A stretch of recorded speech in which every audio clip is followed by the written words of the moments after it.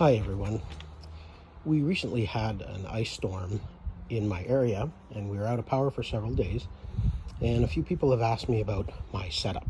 So I thought it would be a good time to just do a quick video, show you about the setup that I have.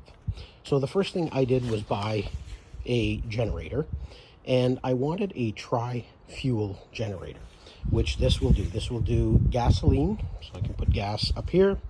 I can do propane, but I really wanted natural gas. And so when I did the barbecue line, I had them put in a drop here for natural gas. Now, why did I do this? I'm not the type of person who enjoys going out running to get gas, trying to fill this thing up or trying to make connections in the dark or when it's raining or whatever inclement weather. I wanted something sustainable that would last and I wouldn't have to really think about it. And what I have here is a quick connect. So it's really easy to just pop on, and my hose is already connected to the generator. I put the tarp on it and off I go. So the generator itself is a Firman and it cost me about $1,100. Now, I want to talk next about extension cords, because obviously here I could have multiple extension cords, and it comes with an apparatus that you can plug into this particular outlet here, which will give you, the ability to connect, I think, 6 extension cords. But I didn't want to do that simply because my furnace doesn't have a plug-in for extension cords, and I'd have to have 300 feet of extension cords, and it just doesn't work for me. So I bought a 75-foot, 50-amp generator cable that will plug into this very outlet here. Basically, I turn it on, flip the breaker to allow power through, and I connect it inside. So now I'm going to just take you into the home and show you the cable itself. Basically, I run the cable from the generator through my little hot tub enclosure room and into the house.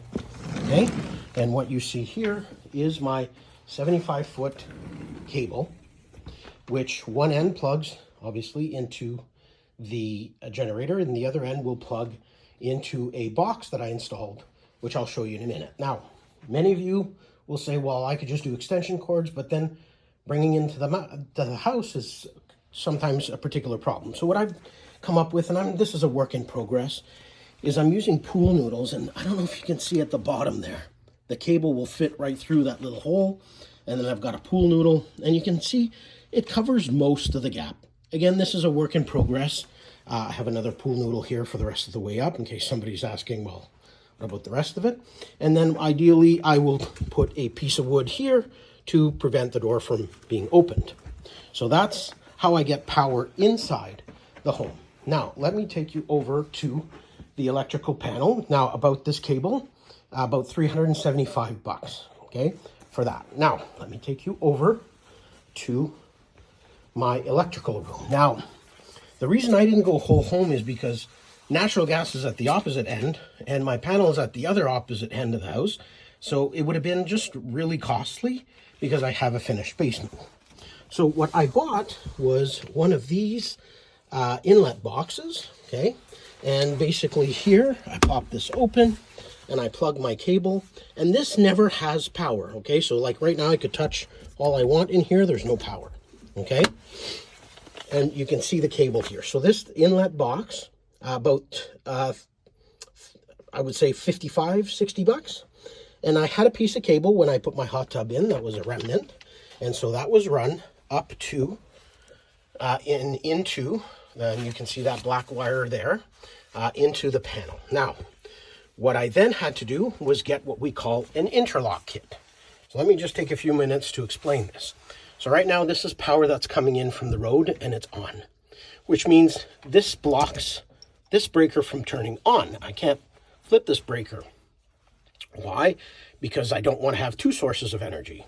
So when I have an outage at the road, I take this and flip it off, which allows this to be maneuvered down and allows the breaker to be turned on. So I cannot have 2 sources of energy going at once. I can only have one, and then I'm not back feeding the grid because this is off. And then I'll use my breakers as extension cords, essentially, to turn on and off the circuits that I want. Now, I also have a surge protector. I highly recommend this. This is independent of having a generator, but I really recommend this. But you can see 2 green lights, which means I'm getting power right now. So when I turn this off, you wouldn't see the 2 green lights there. But when my generator is good to go, I turn this on and I make sure the generator's pushing power, and I should see 2 green lights over there. And if I do, then I'm ready to proceed.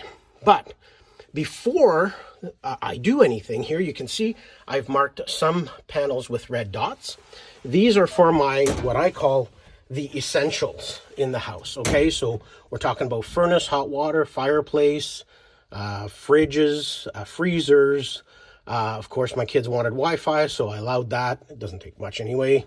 And a TV. Now, the interlock kit itself, you need to have an electrician install this. This is roughly $30. And then you'll need, obviously, a 50 amp breaker, and that's about $80. So total of everything you've seen so far is about $2,200 and $40. So $2,240. This does not include the gas line, but I did that separately when I did the barbecue years ago. And of course, here you can see the breakers and which ones are deemed essential and whatnot. Now, that's pretty much all I wanted to show. Essentially, how I would hook this up is I would come in here, I would turn all the breakers off. I would then turn this one off and turn my generator on. I would then connect here, because again, there wouldn't be any power here because everything's turned off. So I would connect here. I would then connect to the generator, and then I would start the generator with the breaker on the generator off, so it's not pushing power, and let the generator warm up a little bit, and then flip the breaker on. I should have a green light here showing there's power here, and then I would make sure that I have my 2 green lights here, and then I simply, one at a time, start turning on the breakers with the red dots. Now, during the pandemic, or during, not the pandemic, but the outage, I did get a little,